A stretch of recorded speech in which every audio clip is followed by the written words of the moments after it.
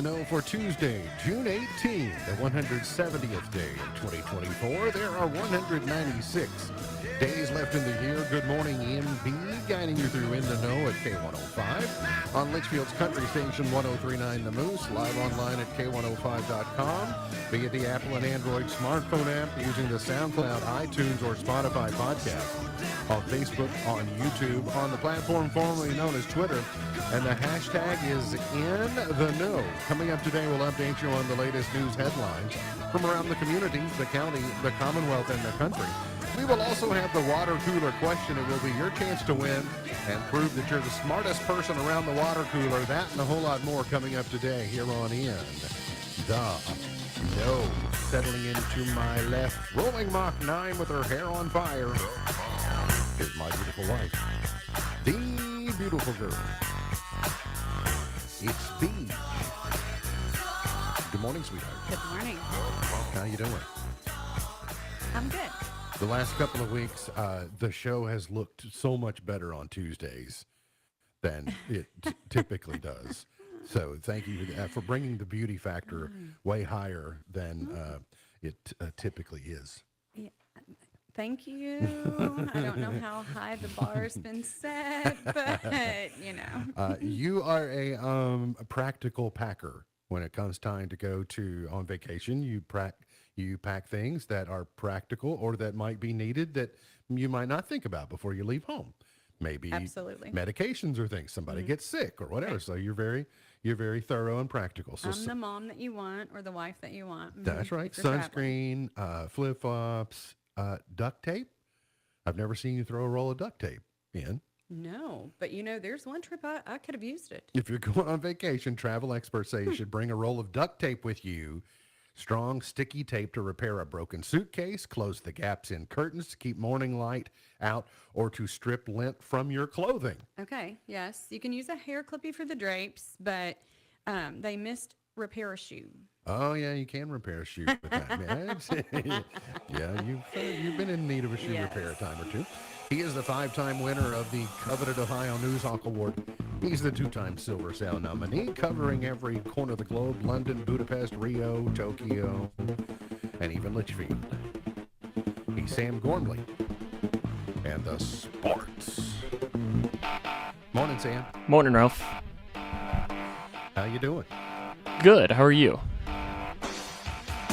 I'm doing well. Have you been taking in summer basketball? Some summer high school basketball? Yeah, I got to see the girls a couple weeks ago. Yesterday was boys. They played up at Central Hardin a couple of games. Okay. So you're making the rounds, checking in on what next season looks like? Yeah, the boys, they beat Central Hardin by 4 points, 68-64, and then they beat Fairdale, I have my notes right here, 69-53. And the Cougars in both those games were without, I kind of classified it as 2.5 starters, probably 2 starters and then the 6th man, depending on how you want to look at it. So that if you're wanting to feel optimistic about next season, then you should. And I know the Lady Cougars had a really good summer season, and I think they're wrapped up and they're getting ready to have their summer camp. You also learned something about Cougar football yesterday? Yeah.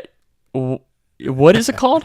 I had never, because when Roger Lush had sent me the name, I was like, because he asked me what the name of the Breckenridge County rivalry is, and I was just like, I've never heard anything, but Rough River rivalry, like that at least has a nice ring to it. It was a throwback to about, I guess, nearly 30 years ago. We decided that the Edmonton, we being the station, decided that yes, the Edmonton County rivalry was big, but so was the Breckenridge County rivalry, a border war. So we share another lake. We share one lake with Edmonton County. We share another lake with Breckenridge County. The common theme there was fishing and angling. We have lots of fisher people. They have lots of anglers, etc. So we decided there would be a traveling trophy called Bubba the Bass, and it was the hunt for the hog. And that went on for a few years until there was, I think, a coaching staff change, and it kind of fell apart. And then the two teams didn't play each other for a long time. So anyway, it was really funny to get a message from you yesterday that said, what's the hunt for the hog? I was like, I haven't heard of that in a while. So anyway, that's the story. And I had never heard of that. And in all of my research for Grayson Breck over the years, that was one that never came up, and it was kind of fun reading it. I know Roger posted it in his Facebook page. I'm sure it piqued up a lot of memories from people who might have won. And now the question is where is Bubba? Yeah, the hunt would be, it's a real hunt right now because there's no telling. But I do remember that summer because I remember working with Alfred Goldsberry to catch the fish. Like he was on a mission to catch Bubba, and Bubba was live at the first hunt for the hog. Oh. And then he was later mounted and then presented as a trophy. So, but it doesn't quite have the pedigree as the tobacco stick. I just hope that Coach Jones has in their locker room, he's had this stuffed bass for 20, for as long as he's been the head coach and been an assistant, and he's always wondered, why do we have this? And now he knows. He's been waiting for it to sing "Take Me to the River." Correct. Like the thing on the wall, those are so battery obnoxious. operated. Oh my goodness. Hot. It was too hot to be on the lake today. Too hot to fish. Too hot for golf. Continued hot this afternoon. Isolated downpours. We finally got one last night about 8:15 or so. So it was, of course, I watered. So that meant that brought the rain. So that's good. Yeah. I at least have to go through the process of pretending to rain to water so that it will rain. It was only about 30 seconds here. Well, we got it a little longer than that. We probably got it about 30 minutes, so that was grateful for that. Heat index values near 100 all week. We're going to see heat build higher toward the weekend. Partly cloudy, 96 is the high, mostly cloudy, 78 tonight. And then tomorrow, a high of 96. We just get a little warmer as we get into Friday and Saturday. Then we are not going to get any real substantial chances for rain until early next week, so be prepared. Also, just remember there are people who are more vulnerable, young children and infants, older adults, people with chronic medical conditions are susceptible.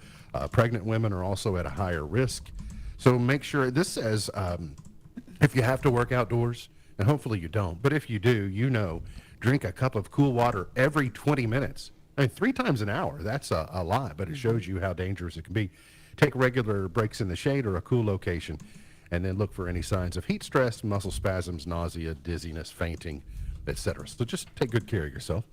A Grayson County woman suffered severe injuries after colliding head-on with a dump truck in Litchfield. Happened yesterday afternoon about 3:30.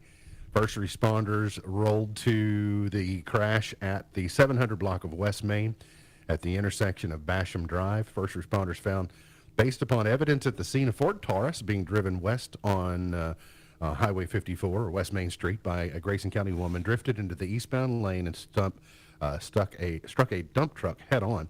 It was loaded with rocks. The female driver, believed to be in her 40s, was extricated from the vehicle by fire personnel and transported by EMS to Owensboro Health, and she was later airlifted to a hospital. The driver of the dump truck was not injured. I think it's right there around Bell Brands, around Bell Cheese at the intersection there, and left some oil on the roadway, and kind of a dangerous situation there yesterday afternoon. A Grayson County man was airlifted after a tractor and bush hog flipped down a steep embankment. First responders responded to the 1500 block of Clifty Church Road.